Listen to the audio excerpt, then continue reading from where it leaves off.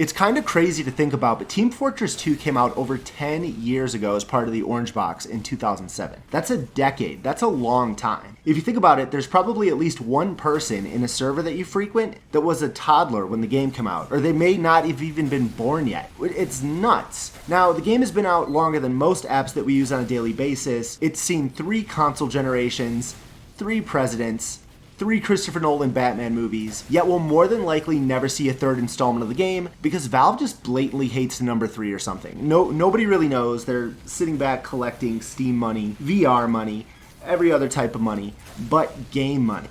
Now in 2007, it was probably one of the best years for gaming ever, hands down. You had Call of Duty 4 Modern Warfare, BioShock, Halo 3, Uncharted, Assassin's Creed, Super Mario Galaxy, yet Orange Box blew all of them out of the water. And I'm not even talking about from a personal level, but if I remember correctly, Orange Box won the majority of the video game awards that year. To add insult to injury, most of these games are lauded as classics. They've spawned multiple sequels. They've been remastered to some extent, set out again into the world for that nostalgic cash grab. And we're still over here twiddling our thumbs, arguing if TF2 can even handle a Source 2 update thanks to the Mom Spaghetti code that the TF2 team is working with. Will we ever get a TF3 or even a TF2.5 Source 2 update? I don't know. I'd like to think so. I really wish we would. And even if a new installment of the game never comes out, I truly believe that an update, even to Source 2, would open up the floodgates of new players falling in love with the mercenaries for the first time. And even the old players that just couldn't deal with the lack of optimization anymore, they would come back. They would come back and play the game.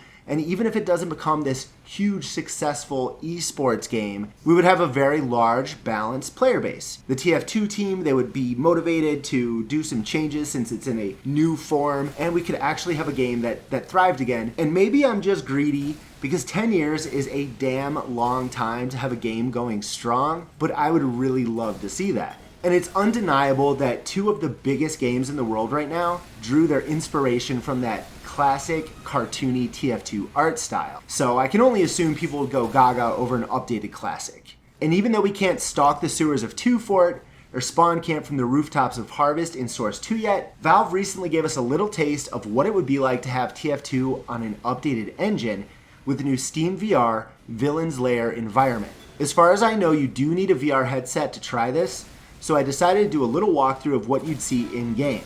Now it's super cool to have something new for TF2, and they also added a way to get a mini sentry toy for your VR home, which I'll show you how to get towards the end of the video. So you spawn into a control room, you notice that iconic briefcase, there's a Saxon Hale comic, and these are scattered throughout the entire little area. And it's just super cool to see all the stuff going on around you. I mean, it definitely looks better than the actual in-game, and it's in VR, which is pretty cool. You might notice some like black flickering in the background. In order to get a Steam VR game to work, you actually have to use a plugin in OBS. There's no way, if I didn't do the plugin, you would just have the 2 like circles with the black outlines. So I did it this way. It did take a dip in quality, but it was the best I could do. So hopefully it's still enjoyable for you. You go in here, that is the newest way of seeing your Steam VR home. That thing on the wall was all of my friends, and I could choose my games from there. More Saxon Hale, TF2 cups. All right, so there you see just a TV making some noise. Gold bars. They actually have Saxon Hale fighting a kangaroo, which is awesome. The little pyro toy that you have in your VR home. And hopefully one day the Vives go down in price and everybody can purchase one, because a Vive, or VR in general, is a truly cool thing that everybody should try at least once. And you'll notice all the posters on the wall. You'll see my my Vive popping up in the background, my little camera house. And once again, I apologize for that. There was really nothing I could do. It was just going crazy with that OBS plugin.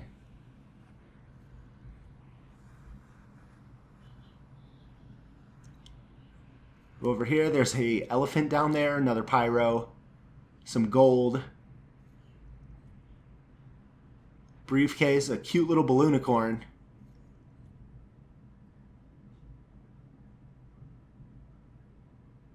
Head over to the vault. That is a whole lot of unusuals.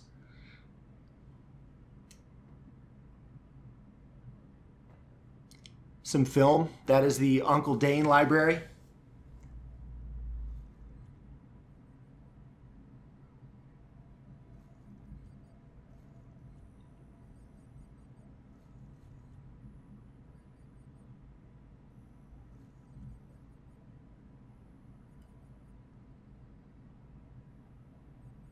More posters. The classic Manco. We sell products and get in fights.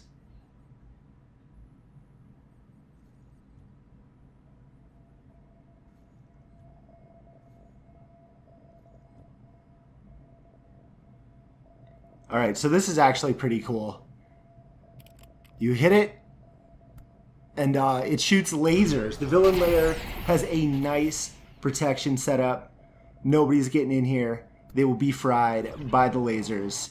And I don't think it showed it, but I think you can actually like fry a bird if you shoot it at the right time.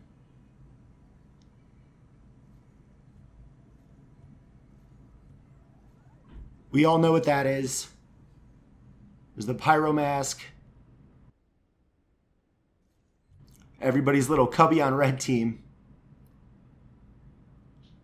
Scout headset.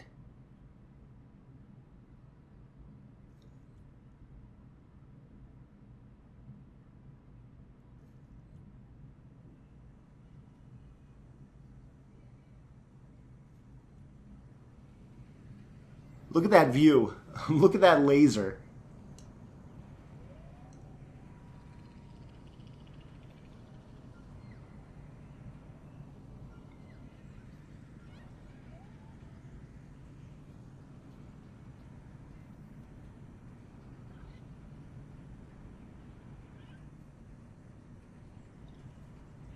If you see an open fire, extinguish it immediately with your body.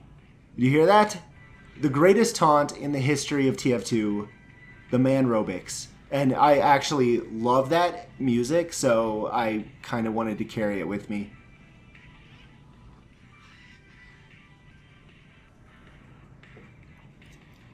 "17 days with only 8 casualties. That's horrible math. It's not a very safe place.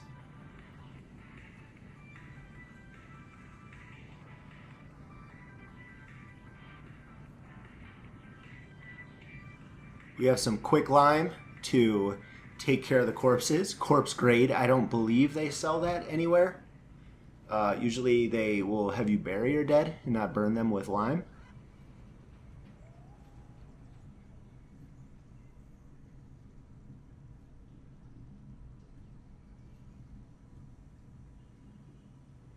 And it looks really cool. If TF2 could go into Source 2, it would be such a game changer.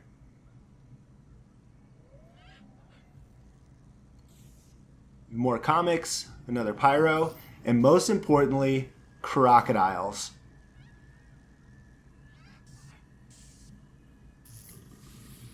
Of Saxon fighting a giant shark. Some coffee, a nice thermos.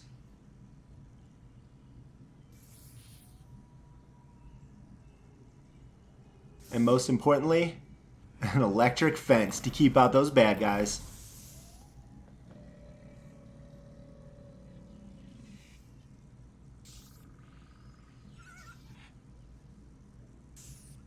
All right, so we go in here, and there is a secret passage. Lots of toxic waste, of course.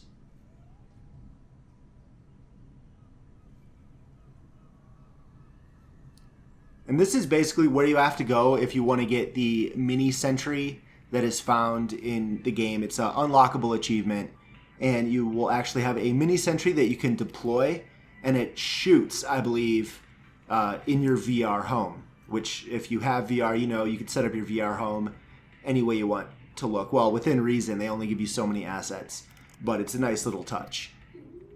And you see those 2 doors, and you have to hit the little things. Nothing happens. Come over here, and you just see this creepy balloonicorn It's obviously being recorded. It's some like weird Saw type thing going on. The infamous cows, another Saxon Hale comic. Now, you're supposed to be doing this with a friend. You can actually do this with another person, which when they initially did the little challenge to unlock the sentry, it was set for 2 people. But, of course, people figured out ways to get around that. And you'll go over to these doors, and you'll see that this is locked, right?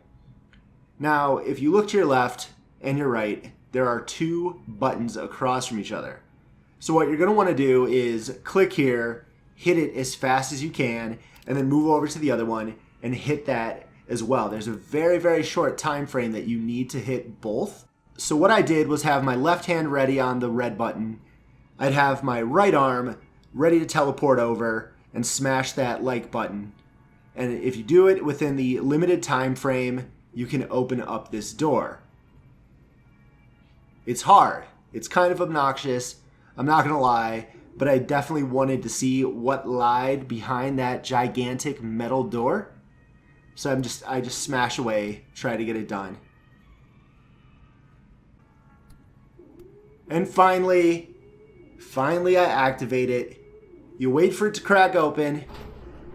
You go inside and you see the rocket.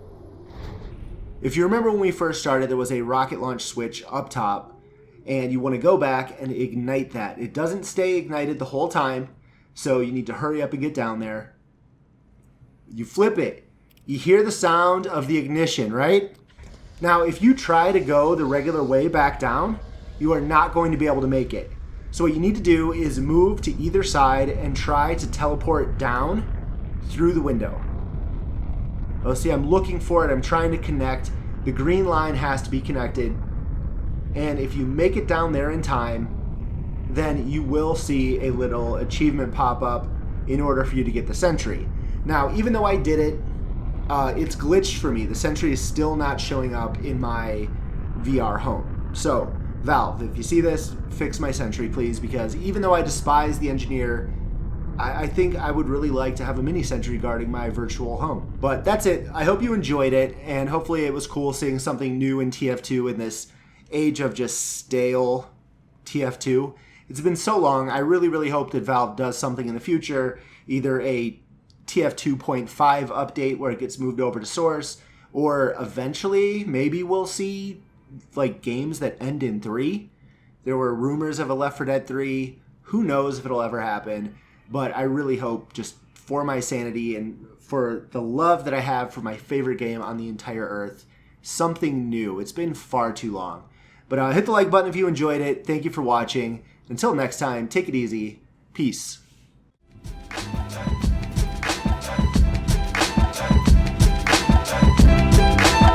Sweet.